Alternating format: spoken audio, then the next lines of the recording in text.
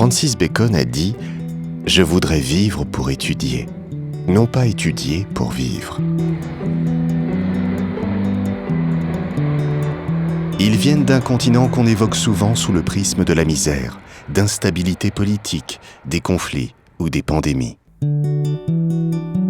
Ils arrivent de Rabat, de Tunis, de Dakar, de Yaoundé, d'Abidjan, de Bamako, de Conakry, de Soweto. Ils arrivent des 4 coins d'Afrique en quête de savoir dans les pays dits avancés. Ils ont tous dans leur bagage un sésame, le visa étudiant, l'ultime clé pour entrer dans les grandes écoles et universités européennes ou américaines.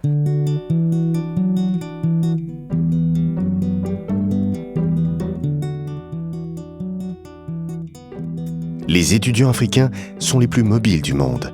5,8% d'entre eux étudient à l'étranger, soit le triple de la moyenne mondiale selon l'UNESCO. L'Europe et l'Amérique du Nord représentent la première destination de ces étudiants. La France, première destination au monde des étudiants africains, accueille sur son territoire 50 à 55 000 nouveaux étudiants tous les ans. Environ 10 000 viennent d'Afrique subsaharienne et 35 000 du Maghreb. La France abritait à l'automne 2009 environ 265 000 étudiants étrangers provenant de tout pays, dont environ 110 000 Africains. Alain Richard est l'un d'eux. Après une licence à l'Université catholique de Yaoundé au Cameroun, il s'est battu avec acharnement pour arriver à Sciences Po Paris en 2007. Il faut savoir que j'avais postulé dans 3 universités classiques en France et je n'ai pas été retenu. Et donc quand je suis tombé comme par hasard sur ce programme de Sciences Po qui permettait l'admission pour des personnes qui avaient minimum bac plus 3 d'origine étrangère, donc je me suis dit ça peut être le bon plan. Même si beaucoup de gens ne croyaient pas en mon projet de réussir dans une école comme Sciences Po, j'ai nourri petit à petit la réflexion, j'ai monté le dossier que j'ai envoyé, j'en ai pas parlé à mes parents, j'en ai parlé avec un ami qui vivait ici qui m'a dit envoie-moi le dossier, je vais joindre la somme de 100 € de frais de dossier et on va le déposer. Donc c'est comme ça que sans conviction j'ai déposé le dossier et qu'à ma grande surprise, on va dire 7 ou 8 mois plus tard, je recevais un mail me disant que j'étais admis à Sciences Po. Et donc là c'était vraiment le rêve de toute une vie qui se réalisait. Parce que c'était vraiment l'école mythique. Sciences Po en France, c'est un mythe. Au Cameroun, c'est encore un mythe beaucoup plus énorme. Pourtant, après l'inscription prestigieuse de Sciences Po, il restait une dernière marche à franchir, la plus difficile, l'obtention du visa. Limite, on avait des gens qui exultaient lorsqu'ils avaient eu le visa, beaucoup plus que quand ils avaient eu le bac. Certains te disaient, je préfère rater mon bac, mais avoir mon visa, pour montrer à quel point ce petit papier qu'on appelle le visa était quand même, ceux pour lesquels les gens étaient prêts au pire sacrifice. Et donc la première fois, j'ai pas eu le visa tout de suite, on me l'a refusé. Et donc là ça a été le premier choc. Et donc il a fallu qu'on contacte Sciences Po ici, qui a contacté l'ambassade en disant cet étudiant a bien été admis et pour que sur 48 heures on me donne le visa. Donc c'est un peu pour dire que c'est le rêve d'une vie à côté duquel j'ai failli passer et c'est fou quand même de voir combien j'étais triste lors du premier refus, de voir le ouf de soulagement que j'ai poussé quand finalement j'ai ce papier que je savais que je partais en France, la fameuse France, à l'étranger. Donc et pour rien au monde à ce moment-là, même Dieu serait descendu du ciel, il m'aurait dit, toi, tu fais le choix entre ça et ne pas partir. Je pense que je lui aurais dit vraiment, Seigneur, tu attends d'abord. Je vais d'abord voir ce qu'il y a de l'autre côté. De l'autre côté, l'Europe. Depuis la fin du XXe siècle, les universités sont identifiées comme un élément clé de la croissance des États. La curiosité de l'homme a joué un rôle primordial dans le développement et la splendeur des nations du monde. Mes premiers jours en France, je pense que ça se résume en un seul mot, émerveillement, parce qu'on n'a pas cette culture de voyage au Cameroun. C'est pour ça que parfois les étrangers connaissent plus notre pays que nous. En général, on va faire une année scolaire, pendant les vacances on reste ou bien on va à Yaoundé, limite on va aller au village, c'est comme ça que ça se passe. Donc là c'était vraiment la première fois que je prenais un avion et que je sortais du Cameroun. Et donc là je vous avoue que les premiers jours c'était émerveillement total. Déjà, arriver à Roissy, de trouver un mastodonte qui est peut-être 100 fois plus grand que ce qu'on appelle l'aéroport international de Yaoundé. Et là, on comprend très vite atterrir à un point, monter dans un bus, se retrouver à un autre point et voir que nos bagages sont arrivés. Tu te demandes comment. C'était ça. C'était le froid. Le froid, c'était... il fait encore nuit à 7h, 8h du matin. Tu te dis, on est où là? C'était le métro. Je me rappelle les premiers jours, j'étais tellement content de prendre le métro, étonné de voir les gens qui courent. Et ma cousine de me dire, non, laisse, tu viens d'arriver. Bientôt, tu vas courir. Tout va très vite, surtout quand on arrive d'un pays où l'usage est de prendre son temps pour tout. L'étudiant comprend hâtivement que son pays natal, il l'a laissé derrière et découvre au quotidien les facettes du progrès de son nouveau monde. On va dans un restaurant et j'étais surpris de voir les gens dans une file d'attente. J'étais surpris de voir cette façon très, on va dire quoi, très ordonnée. On arrive. La personne qui arrive demande qui était là avant pour se mettre... Alors que non, moi, l'instinct naturel que j'avais, c'était de griller la file et puis justement de me faire servir rapidement. Et donc là, on comprend que voilà, il y a tout un mode de vie à intégrer, une nouvelle façon de faire à intégrer et vraiment laisser de côté cette façon un peu barbare qu'on pouvait avoir de se comporter. Pour faire pipi, je suis habitué... à la petite chasse d'eau du Cameroun. Et donc là, j'arrive, je rentre dans les toilettes pour faire pipi, mon premier pipi à Sciences Po, le premier jour de cours. Et donc je rentre dans des toilettes super propres, qui sont très bons. Je rentre, je fais pipi. Et donc là, je cherche la petite chasse à tirer, je ne vois pas. Et donc là, j'étais en observation devant l'urinoir pendant quelques secondes. Et il y a un étudiant, je ne sais plus lequel, qui est rentré et qui me regarde observer l'urinoir en me posant 1000 questions. Et donc là, après m'avoir observé, il a compris qu'en fait, je me demandais comment est-ce qu'on tire la chasse. Et donc là, il a un peu rigolé. Il me dit, fais juste un pas en arrière. Et là, je fais un pas en arrière et puis l'eau qui coule. En fait, c'est un système laser et tout. Bref, pour dire que voilà, quoi, je me disais, waouh, l'Africain que je suis est arrivé dans un autre monde. L'étudiant africain est pétri de qualités humaines. Sa capacité à s'ouvrir aux autres reste un atout pour se faire des amis. Nicolas est français et camarade d'Alain Richard à Sciences Po Paris. Moi au début je pensais que c'était un de ces nombreux clichés qu'on peut avoir sur l'Afrique et je me suis rendu compte au fur et à mesure de mes expériences, que ce soit au Cameroun, au Congo ou avec les autres étudiants africains qui étudient à Paris, j'ai pu rencontrer dans tout le milieu associatif, que c'était vrai parce qu'ils sont beaucoup plus ouverts, c'est plus facile de nouer des liens avec eux qu'avec un étudiant français. Contrairement à beaucoup d'étudiants venant d'Afrique, Alain Richard n'a pas été abandonné à lui-même une fois en France. Il a eu beaucoup de chance. Il avait une famille qui l'attendait, ce qui a facilité ses premiers jours. Pour montrer à quel point c'est important, c'est ma cousine par exemple qui m'a pris le premier jour pour me montrer l'itinéraire pour aller à Sciences Po, qui m'a briefé un peu sur comment ça fonctionne le métro, comment on lit une carte de métro, ce qu'il faut faire. On ne dit pas bonjour à n'importe qui quand on monte dans le métro, parce que nous au Cameroun, quand on monte dans un taxi, on dit bonjour au taxi, à tous ceux qu'on trouve dans le taxi. Or, le métro, c'est pas ça. Tu rentres, tu t'assieds à ta place, limite tu as tes écouteurs, tu ne calcules personne. Et puis voilà quoi. Quand par contre tu te comportes différemment, on comprend tout de suite que tu n'es pas d'ici. Son premier jour de cours, il est médusé par le fait que chaque étudiant a un ordinateur portable. Vraiment, je n'avais jamais vu une concentration d'ordinateurs portables au kilomètre carré de ma vie. Jamais. Et donc du coup, tu comprends que le premier signe d'intégration, ce serait peut-être de te fournir aussi ton ordinateur portable. Donc ce que je n'ai pas tardé de faire, non pas forcément par mimétisme, mais sincèrement parce que on comprend l'importance de l'outil informatique. Ce qu'il faut retenir, c'est que la réussite d'une grande école et des personnes qui viennent étudier, on la doit à 50 ou 60% de conditions de travail. Déjà, regardez l'amphi dans lequel on est.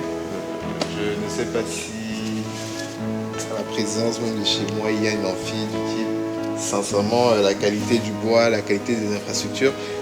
Pourtant, de plus en plus, les États africains investissent dans les constructions et les aménagements des campus universitaires. Le seul problème, c'est les mentalités. On n'a pas cette culture de l'entretien. Une fois qu'on a construit un édifice, il va être super beau. Pour repasser 1 ou 2 ans après, voilà quoi, c'est dans un état calamiteux. Donc il n'y a pas cette culture justement de préserver le bien, de l'entretenir tout le temps. Or ici, je le vois.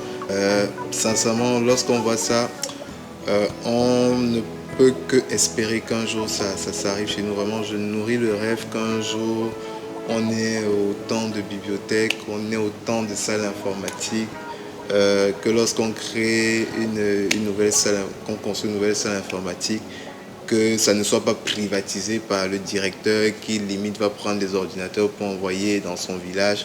Donc voilà quoi, je pense qu'il est vraiment important que chez nous on intègre la notion du bien commun, de l'intérêt général, et qu'on se dise que l'action qu'on porte fait autant de mal aux siens qu'aux autres.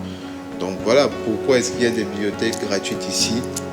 Pourquoi est-ce qu'il y a le Wi-Fi gratuit? Tu marches dans la rue, on te dit qu'il y a une borne internet accessible à Kivu. Tu n'as qu'à sortir ton PC, tu te connectes là une fois que tu as fini. Pourquoi est-ce qu'on ne peut pas avoir ça chez nous? Pendant que l'Afrique est à la traîne, les pays du monde se livrent une compétition acharnée pour attirer les étudiants en provenance du monde entier. La France n'y échappe pas. Et l'Élysée a pris, via Matignon et le ministère de l'Immigration, des mesures destinées à faciliter l'accueil des étudiants étrangers. Notre politique en matière d'accueil et de séjour des étudiants, elle est caractérisée par quelques éléments simples. D'abord, c'est une ouverture de principe, et c'est une ouverture qui n'est pas simplement voulue au niveau du ministre. Elle a été fixée par écrit dans un document signé et par le président de la République et par le Premier ministre le 31 mars 2009 et qui nous enjoint, donc c'est une obligation de faire, d'accueillir au minimum 50 000 étudiants nouveaux tous les ans.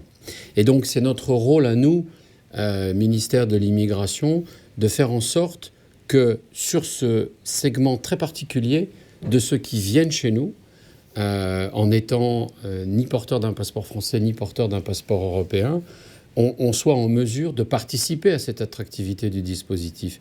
Ce n'est pas la responsabilité du ministère de l'Immigration de savoir quels sont les contenus des cours, la répartition entre les écoles et les universités. En revanche, c'est directement sa responsabilité de regarder les conditions de séjour, les conditions de travail, les conditions concernant les visas. Et donc, nous nous sommes appliqués, dès le lancement de ce ministère, dès l'année 2008, à regarder ce qui pouvait être un outil important de facilitation pour les demandeurs, pour les consulats de France à l'étranger et pour nous-mêmes.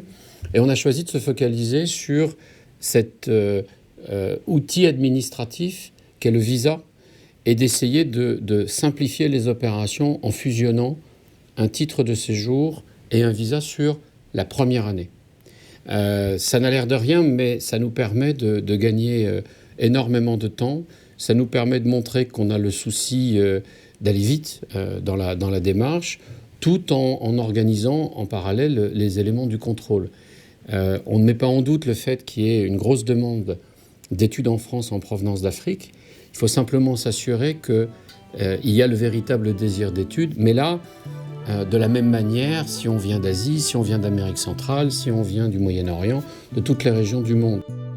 Les étudiants africains n'arrivent pas tous dans les mêmes conditions. Il y a ceux qui arrivent par le système des bourses de mérite d'État africains ou d'État européens. C'est ce qu'on appelle la mobilité encadrée.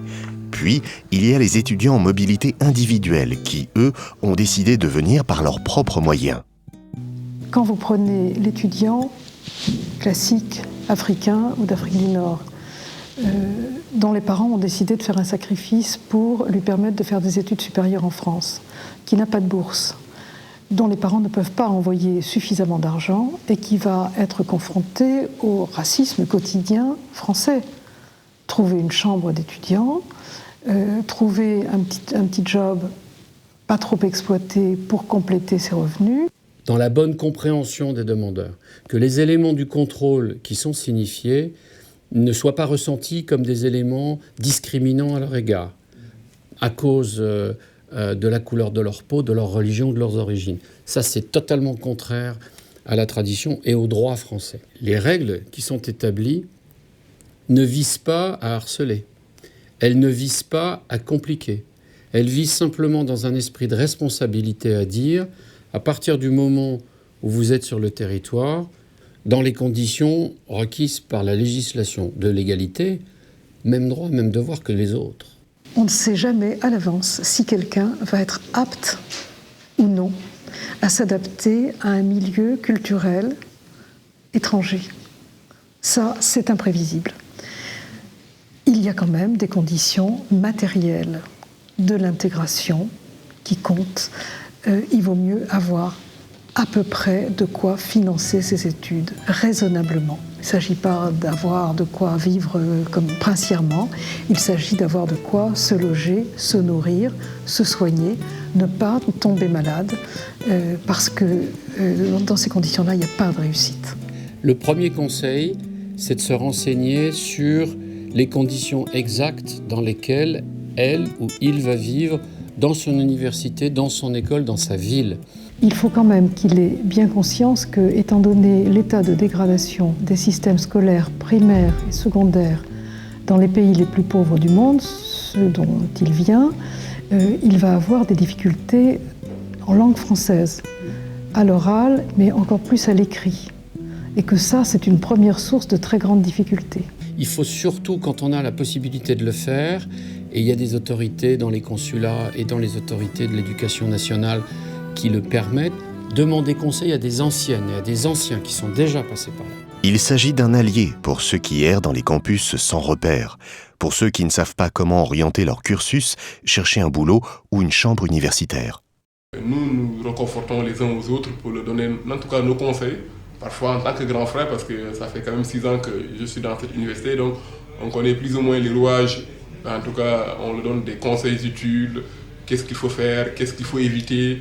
Il existe 1000 manières de socialiser, de se sentir à l'aise. Ça peut passer par la famille, si on a la chance d'avoir des liens de famille. Ça peut passer par les amis, ça peut passer par les relations de la famille.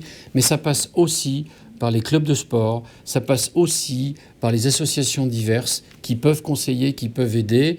Il faut que l'étudiant compte sur ses propres forces. Je crois qu'on est trop individualiste aujourd'hui et que si on se met à plusieurs, on est plus fort que si on est tout seul. Je crois qu'une des choses contre laquelle il faut lutter le plus, ce serait un sentiment d'isolement, parce que ça, c'est une mauvaise graine qui peut croître très vite et qui peut rendre la vie difficile. C'est sans doute ce qui conduit à brusquement se sentir perdu, abandonné, et prêt à n'importe quoi finalement. Il peut y avoir plein de circonstances dans la vie dans lesquelles un étudiant étranger, je l'élargis d'ailleurs au-delà de l'Afrique bien sûr, ne doit pas se sentir isolé, ne doit pas se sentir malheureux.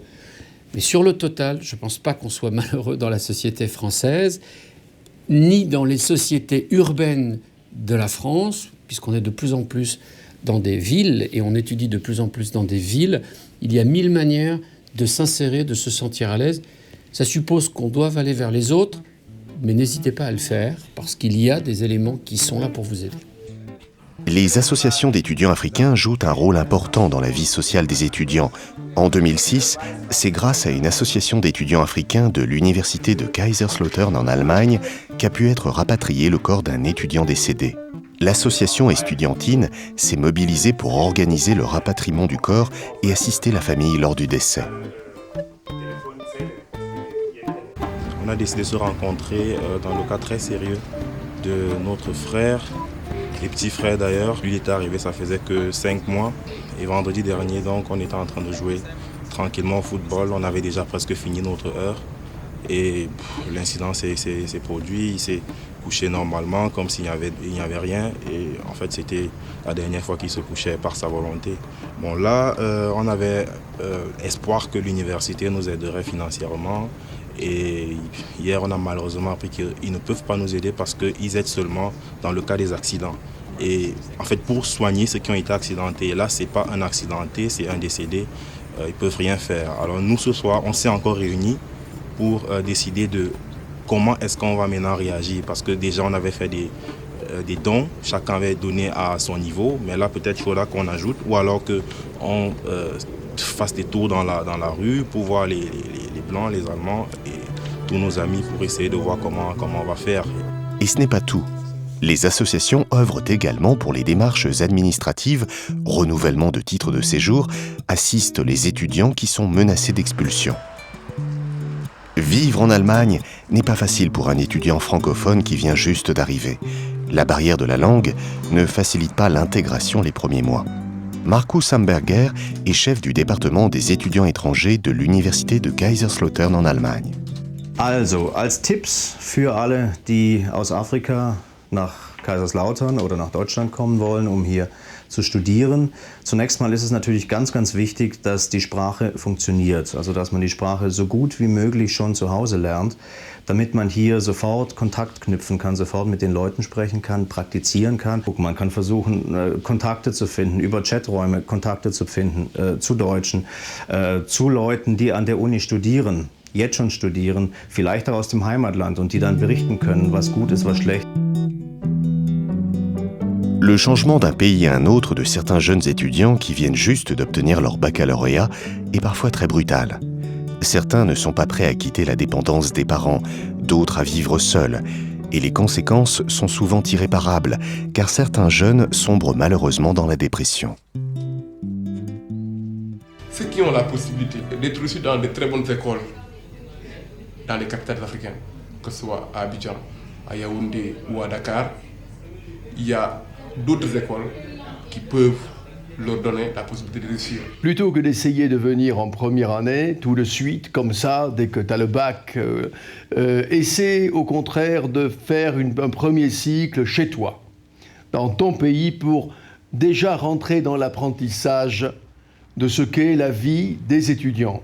Travail autonome, indépendant, on n'est plus encadré par des profs comme on l'était dans un lycée ou un collège. C'est très différent, donc passe d'abord 1 an, 2 ans, 3 ans dans ton pays, puis viens en 2e cycle ou en 3e cycle. C'est là où tu vas ressentir le bénéfice le plus important de loin. Et il vaut quelquefois mieux repartir, et d'ailleurs souvent les universités l'exigent, refaire un cycle ou une partie de cycle qu'on a déjà faite à l'étranger, la refaire en arrivant en France, plutôt que vouloir monter une marche qui est trop haute. Et ça ne dépend pas des qualités intellectuelles de l'étudiant. Il peut être très intelligent, très travailleur, mais en général, on ne lui a pas donné les méthodes de travail intellectuel qui facilitent la réussite. C'est souvent la méthode qui manque. Pour la plupart des familles en Afrique, le départ d'un enfant pour l'étranger est synonyme de réussite sociale, un gage de revenus pour les parents. Et très souvent, contraint de réussir, l'étudiant porte alors sur ses épaules une lourde responsabilité. Cette responsabilité amène certains à abandonner ce qui était leur premier objectif, les études, pour se retrouver à errer sans papier, condamnés à vivre cachés, condamnés à travailler au noir, condamnés à se livrer à la prostitution, condamnés à dealer, afin de subvenir aux besoins de la famille en Afrique. Ceux qui n'ont ni bourse ni aide des parents sont contraints d'effectuer des jobs d'étudiants parallèlement aux études. Ces emplois à temps partiel peuvent être serveurs, distributeurs de journaux, soutien scolaire, baby-sitter, mais les conditions sont très réglementées car les étudiants étrangers n'ont pas le droit de travailler plus d'un certain nombre d'heures par semaine dans la plupart des pays où ils étudient. Ce nombre est souvent limité à 20 heures par semaine, ce qui revient à une rémunération tournant autour de 500 à 600 € par mois. Et une fois que ce dernier paie son loyer et autres charges, très souvent, il ne lui reste plus rien pour vivre convenablement. Ceux qui n'ont pas la possibilité d'avoir la bourse, parce qu'on sait très bien aussi que nos pays d'origine, que ce soit le Mali, le Sénégal, le Cameroun, ou tout simplement les géants comme le Nigeria ou l'Afrique du Sud, tous les étudiants, même dans les pays riches, ne peuvent pas être boursiers. Mais je souhaite quand même que les États puissent avoir une politique sociale qui consiste dans les différents consulats des différents pays, qu'on mette en place par exemple des fonds d'aide aux étudiants en détresse. Une fois le cap de la première année franchi, les étudiants sont confrontés à un véritable problème, le renouvellement de titres de séjour. Ce que certains étudiants ne savent pas, c'est que la décision de renouvellement de titre de séjour n'appartient pas aux universités. Par contre, les universités reçoivent de temps en temps un appel des services de la préfecture pour s'assurer que l'étudiant assiste régulièrement aux cours et aussi pour avoir une idée des notes obtenues. Alors, un redoublement, un changement d'orientation, un manque de cohérence dans les études peut suffire à motiver un refus de renouvellement de titre de séjour par la préfecture. Et sans renouvellement de titre de séjour, plus de carte d'étudiant, et sans carte d'étudiant, plus de droits. La France, comme la plupart des pays d'accueil, attend des étudiants étrangers les mêmes résultats que ceux attendus des étudiants locaux, La seule différence, c'est que l'étudiant étranger ne peut pas se permettre de rater ses études. Un redoublement est synonyme de carton jaune, et si vous triplez, c'est le carton rouge, une invitation à quitter le territoire français.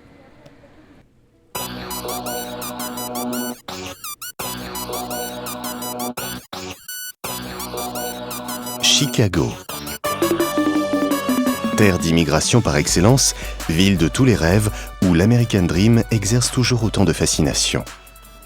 Les États-Unis représentent la troisième destination des étudiants africains après la France, l'Afrique du Sud et devant le Royaume-Uni et l'Allemagne. Plus de 36 000 étudiants africains y séjournaient en 2006.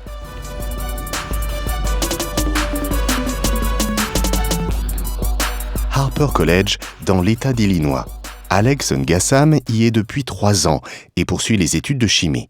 Il prépare dans 2 semaines des examens pour une graduation, l'équivalent d'une licence nécessaire pour poursuivre ses études dans un cycle d'ingénierie à l'Université de Louisiane. Ce bachelier du lycée de Nkoldongo à Yaoundé au Cameroun a dû repasser son baccalauréat aux États-Unis avant de poursuivre à Harper College.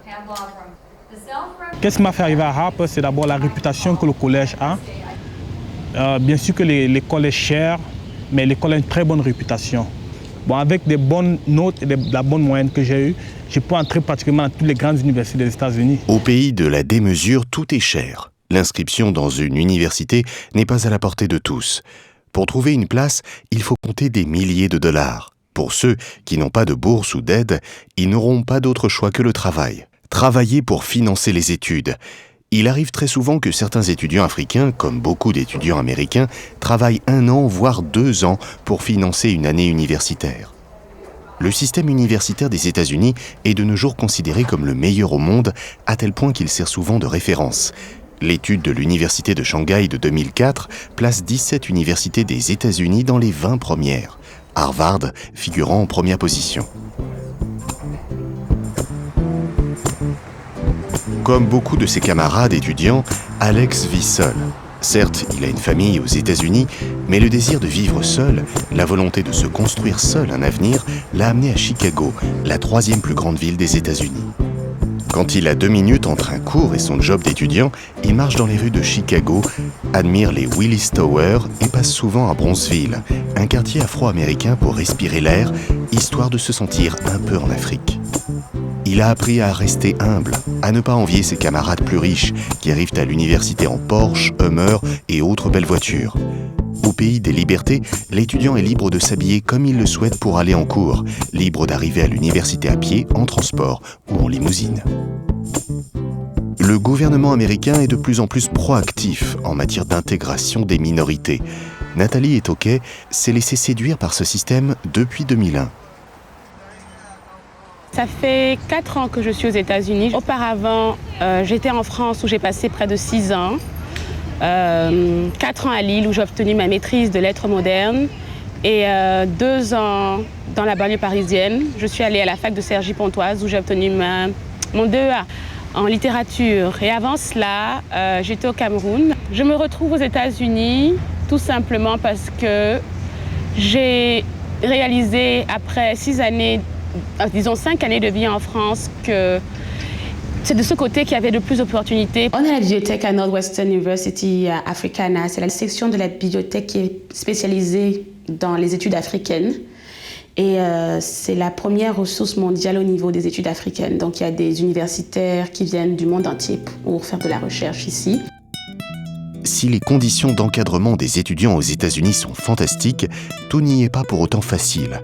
Pour les étudiants qui arrivent des pays francophones, la première difficulté d'intégration est la langue. Parce que l'université, c'est pas un endroit où on apprend la langue, mais on suppose quand tu es à l'université que tu t'inscris dans une faculté, on suppose que tu as le niveau requis pour suivre les cours dans la filière que tu as choisie.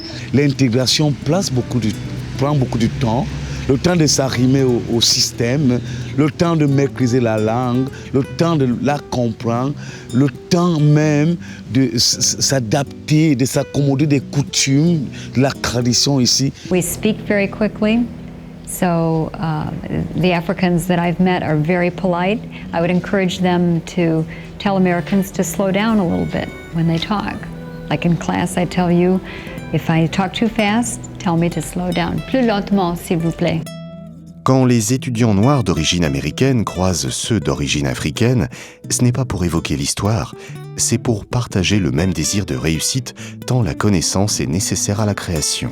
I think that a lot of the students that are from foreign countries, I think they put forth a lot of effort to try to be successful in school.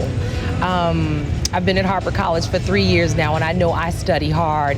So, and I always see a lot of the other students, they're always in the library, they're in the halls on the floor studying. I think a lot of them spend a lot of time working hard to make sure that they get good grades. Many Americans are very fascinated with other cultures. So I know that when I was in school, I always enjoyed people from other countries. I wanted to learn about their cultures. I also wanted to help them learn about my culture. So they were always the students that I invited out for coffee just to get to know each other and to help them, help them understand the language, help them to understand what's expected at school.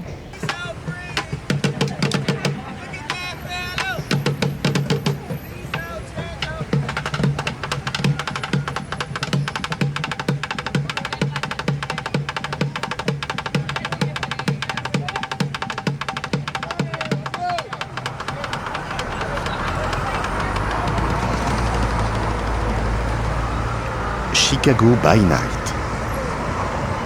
Comme la plupart des grandes villes américaines, Chicago a presque définitivement fait oublier sa mauvaise réputation héritée de la période agitée de la Prohibition dans les années 1930, quand les activités d'Al Capone et de la pègre lui valurent le surnom de capitale du crime.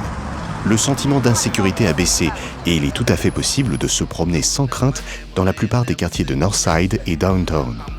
Il est seulement conseillé aux étudiants d'être plus vigilants et d'éviter certains quartiers de Southside ou de certains quartiers de Westside.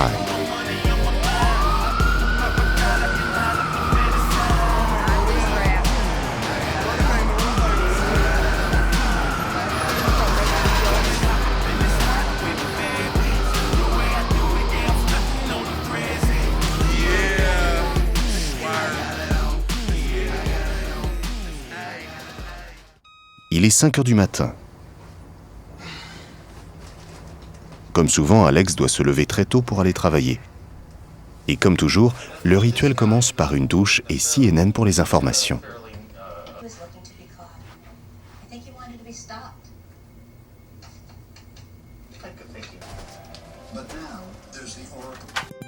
Manutentionnaire dans une entreprise de vente par correspondance, Alex prend son travail au sérieux car non seulement c'est la seule source de revenus pour financer ses études, mais c'est aussi un moyen de se familiariser très tôt avec le monde du travail. Luke's responsibilities within the facility are to pick orders, pack orders appropriately so that they're damage-free when they arrive at the salons, and then arrange for shipping those orders, especially if they're going to go small parcel, FedEx, or prepare them for truck shipment if they're going to go truck. Luke's interaction with other employees has been very positive. A very cooperative, caring person. Also a very high-performing person. I sometimes am surprised at the amount of work he puts out, knowing that he does attend school, plus working a 40-hour week job, which can be very difficult. I've done that myself, and I know what the pressures are of performing on the job and then also knowing that you have school deadlines to meet. I don't think I've ever seen Luke lose his school. He's always, remaining very calm. But yeah, in closing, anyone going through that, whether it be here in the U.S. or any other country, of making the move from your home country to a foreign country and not only just adapting to the culture there, but to also maintain the job and do well at that job and then attend school, it's a difficult thing. There's no doubt about it. It's a difficult thing when someone such as myself, who born here, live here, tries to do the same thing. It's very difficult, so I can imagine how difficult it is for Luke to overcome all of those things. Si Alex a mis 3 ans au lieu de 2 ans pour préparer ses examens, c'est par fierté de finir ses études la tête haute, sans l'aide des banques qui financent la plupart des étudiants américains, et surtout par fierté de réussir à la force de ses bras, car au pays d'Obama, si un étudiant ou une étudiante a la volonté de travailler, il ou elle trouvera du travail. Le seul prix à payer, c'est le retard dans les études. Mais 99% des étudiants africains modestes qui font ce choix terminent très souvent leurs études avec en prime le caractère d'un entrepreneur. Après le travail, il faut que je vienne à l'école. Et parfois à l'école, je suis très fatigué après le travail déjà. Donc ce qui fait qu'il m'arrive parfois de somnoler ou bien alors il faut que je prenne une tasse de café pour pouvoir me mettre. Mais peut-être celui qui habitait ses parents à côté de toi, lui ne comprend pas. Alors quand lui va se mettre peut-être à rigoler, il ne sait pas d'où tu viens. Mais des trucs comme ça, plus les gens rient ou se moquent de toi, tu sais où tu viens, tu sais ce que tu veux. Et plus ça te fait travailler. Pour un étudiant qui arrive, comme il y a une barrière au niveau de la langue, il y a des boulots peut-être le boulot de répondre au téléphone dans le customer service par exemple, qu'il ne pourra pas faire déjà. Donc au début peut-être tu vas faire un boulot distributeur de journaux. Peut-être il y a un McDonald's, peut-être on t'apprend et peut-être laver les vitres, des boulots qui ne demandent pas une communication constante avec les clients. Et quand on vient ici, il faut s'attendre à beaucoup. On a beaucoup de surprises. Surtout les gens qui viennent au pays et qui te font croire que les États-Unis, c'est un paradis. Il faut être quelqu'un de humble. Aujourd'hui, j'ai fait ce boulot, ça ne veut pas dire que je vais faire ça toute ma vie. Tu vois? On a commencé par... Il faut être prêt à balayer la rue, il faut être prêt à couper les herbes, il faut être prêt à travailler au champ. C'est-à-dire qu'il faut avoir un moral très haut. Et comme en Afrique, bon, il y a des boulots où tu fais, on dit, on se moque de toi. Ici, j'ai appris, il y a des vendeurs de bananes ici qui sont milliardaires. C'est-à-dire que tu ne peux même pas essuyer son sol. Tu vois, il y a des gens qui ont des compagnies qui coupent les gazons. Couper les gazons, les milliardaires. Aux États-Unis, très très riches, là, mais ces avions privés. Son boulot, c'est couper le gazon. Donc, il n'y a pas de sous-métier, comme on dit en français. À l'étudiant qui vient d'arriver et qui veut éviter le piège de l'argent, la drogue, les sectes, les braqueries et tout, je vais lui dire, ce qui compte, c'est pas ce que tu as maintenant, c'est pas l'argent que tu as sur toi, le liquide que tu as sur toi maintenant. C'est pouvoir maintenir ce liquide. Tu peux avoir 10 000 $ maintenant. Mais si tu n'as pas un moyen pour approvisionner ces 1 000 $ chaque fois, ça ne veut rien dire. Donc ce qui est important, c'est chercher les connaissances réelles, les connaissances qui te restent après que tu as tout perdu. C'est ce que tu as étudié, c'est ça qui te reste dans la mémoire, c'est ça qui te reste en fait. C'est ça que tu veux obtenir parce que si tu as ça et tu vas travailler quelque part, tu ne vas pas faire un travail physique. Et pour deux, si tu fais un travail où tu utilises vraiment ce que tu as étudié à l'école, ou bien ce que tu as dans ta tête, ça te paye plus. I think the students who I have met who are from other countries, they are very smart and they are very savvy.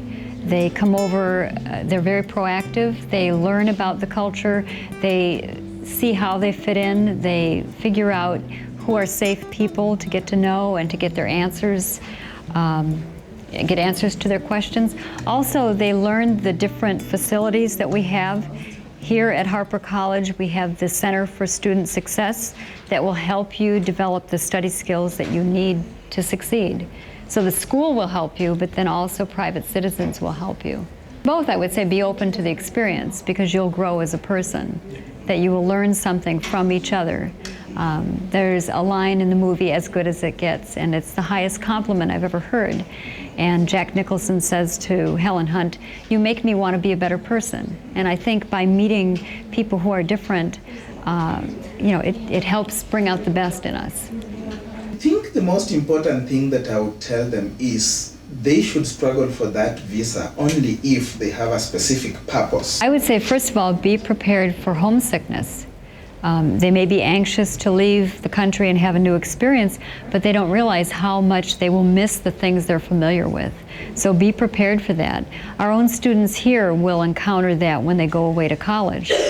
My daughter went to college in California, and she didn't realize how homesick she would be.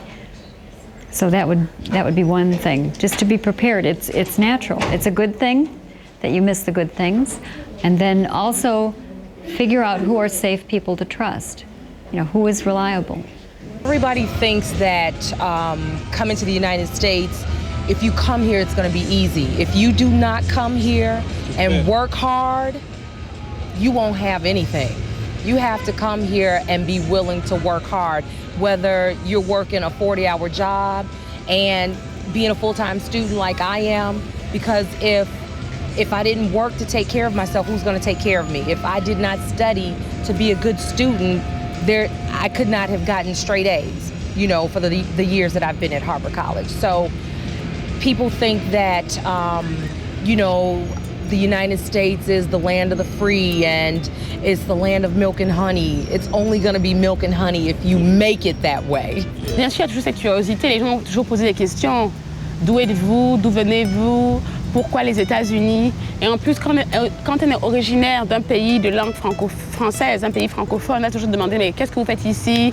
Donc il faut se préparer à répondre aux questions. Je pense qu'en tant qu'Africain, ou le migrant d'une manière générale est toujours obligé de s'expliquer, parler de son parcours, parler de ses origines, raconter son histoire. En fait, il faut être comme un livre ouvert et être prêt à raconter un peu de sa vie à n'importe qui. Ça peut être dans la rue. Vous allez parler, on va dire « Oh, you have a different accent. Where are you from? » Et ça y est, vous commencez à raconter votre vie. Donc, ça fait partie de la vie.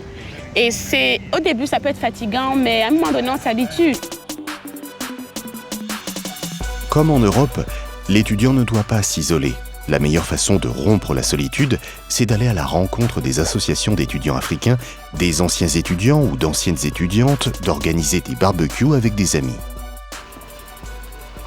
Les réalités d'ici sont différentes et ce sont ces réalités en principe qui devraient orienter la vie ou alors le choix de tous ceux qui ont la prétention de venir ici. C'est juste se dire que je viens ici avec un objectif particulier, mes études, me concentrer sur mon travail universitaire ou académique et m'en sortir. Essayer un peu de fermer ses yeux par rapport à tout ce qui se passe à côté.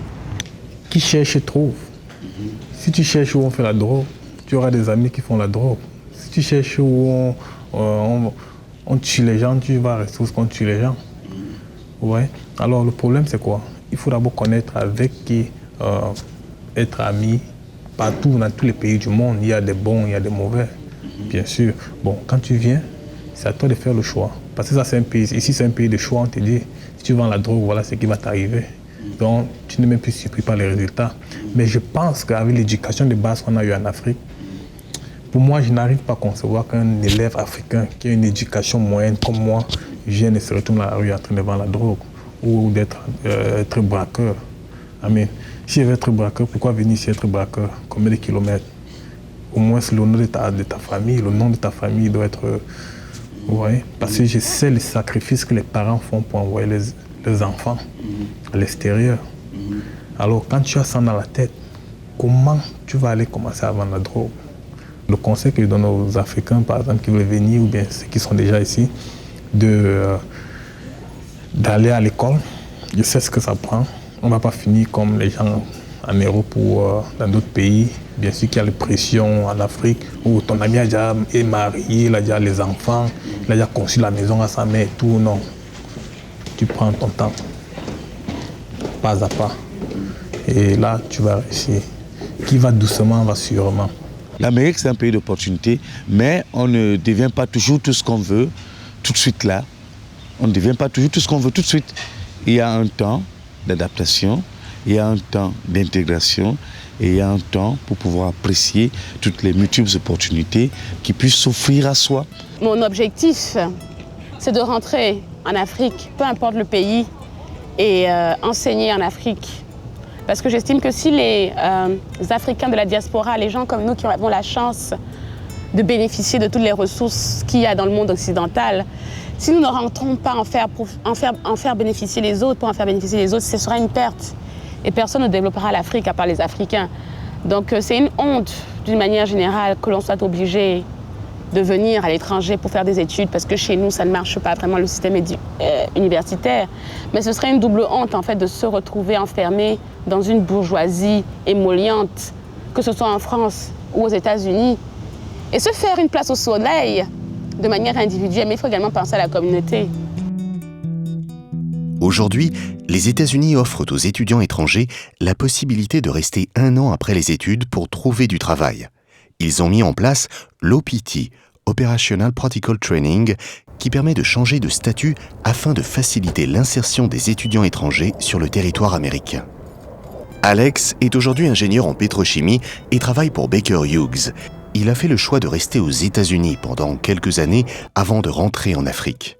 Nathalie a trouvé un poste de professeur au département de français de Connecticut College, New London, et se déplace régulièrement en Afrique pour donner des conférences. Et Amoa a trouvé du travail à Chicago. En France, des réformes ont été entreprises pour faciliter l'emploi des étudiants étrangers. Si vous avez un projet, une fois que vous êtes diplômé, la France, aujourd'hui, en 2010, vous offre la possibilité, en demandant une carte de séjour compétences et talents, d'exprimer un projet, de pouvoir rester 3 ans sur le territoire français, 3 ans, ce qui est une durée exceptionnelle par rapport à la norme de droit commun, et d'être renouvelé dans ce séjour de 3 ans, pourvu que l'énoncé du projet représente un intérêt mutuel pour la France et pour le pays d'origine. Ensuite, la variété est très grande et elle se discute avec les autorités administratives qui gèrent ces opérations, c'est-à-dire les services des préfectures de l'endroit où vous résidez. Arrivée de Rabat il y a plus de 5 ans, et après le Master Grande École de Rouen Business School, Marianne Kadmiri a fait le choix de rester en France. J'ai fait le choix de rester en France pour la simple raison que je me sens tout autant chez moi ici que dans mon pays natal. En effet, ce qu'il faut savoir, que ce n'est jamais facile pour un jeune diplômé, qu'il soit de nationalité française ou étrangère. Le principe étant d'y croire, de redoubler d'efforts et de ne jamais perdre espoir en fait. Rien n'est facile, que ce soit l'obtention du diplôme ou l'embauche. Et en tout cas, rien n'est facile dans la vie. Cité internationale universitaire à Paris. Nous retrouvons Alain Richard, fraîchement diplômé de Sciences Po Paris, à la veille de son départ pour le Cameroun. Ses camarades lui ont organisé une petite fête pour son retour au pays, où il vient de trouver un poste à la Société Générale.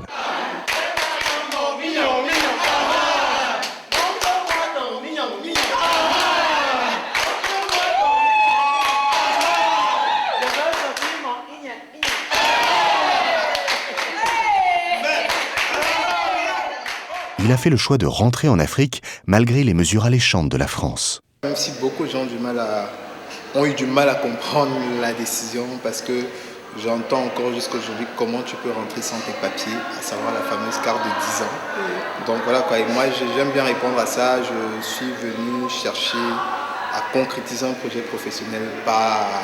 C'est pas les papiers qui vont me payer un salaire demain, mais c'est le boulot que j'ai trouvé. Donc n'ayant pas trouvé, même si au départ quand j'ai fini l'école, j'étais vraiment réfractaire à l'idée même d'entendre parler du Cameroun tout de suite, pas avant 5 ans. Et puis après, quand tu envoies 150 CV, tu n'as pas de réponse, tu rencontres des DRH qui te font comprendre très subtilement. Certains parfois étaient très francs de me dire que votre CV est intéressant, mais le problème aujourd'hui c'est que vous êtes étranger. Et dans un contexte de crise, c'est difficile de recruter un étranger, se casser la tête avec la procédure de changement de statut, ce genre de choses, et qui te disent il faut peut-être regarder nos filiales en Afrique, ce serait beaucoup plus évident. Donc c'est ça qui m'a amené à me dire que peut-être finalement la solution peut être l'Afrique. Le fait de rencontrer des personnes qui ont été au Cameroun, qui sont rentrées il y a 7 ans, voir ce qu'elles ont réalisé aujourd'hui, je te dis peut-être finalement ça vaut le coup. Et que je l'ai encouragé aussi. Oui, c'est vrai que ça m'a beaucoup encouragé. Donc voilà quoi. Mais maintenant j'ai hâte d'y être. Un peu triste parce que je laisse des personnes que j'adore Paris. Mais bon, on va dire que j'ai hâte d'y être et curieux de savoir ce que ça va être finalement parce que je vais vers l'inconnu quand même.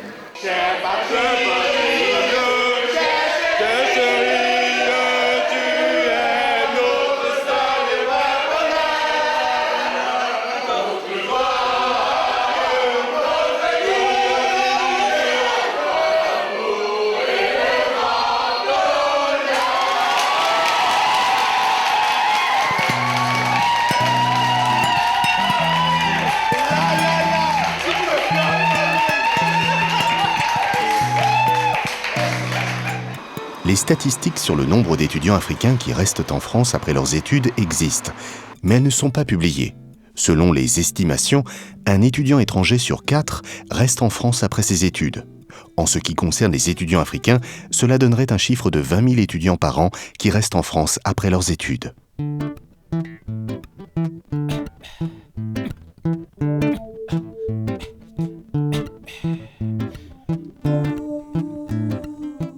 ingénieur chimiste congolais a dit « Le travail, tu le trouves, si tu acceptes de te déplacer ». Comme beaucoup d'autres étudiants sur la route du retour, Alain Richard a une vision claire du modèle de citoyen qu'il faut pour son pays afin de sortir le continent de l'impasse, du coma dans lequel il est plongé depuis les indépendances. Le futur de l'Afrique ne doit pas être dans l'immobilisme, les prières et les attentes.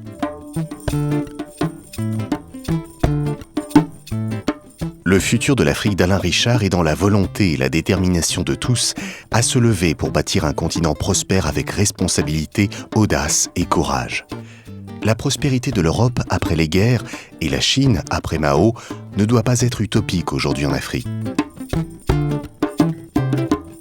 Le futur de l'Afrique ne se bâtira pas sans ses diplômés, ses ingénieurs, ses médecins, ses chercheurs. Que l'on ait fait le choix de travailler à l'étranger ou en Afrique, il appartient à chacun d'imaginer et de faire vivre le continent. Si ça a été possible ailleurs, l'Afrique peut l'accomplir aussi.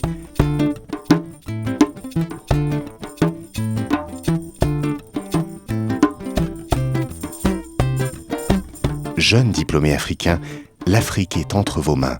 Son futur, c'est vous.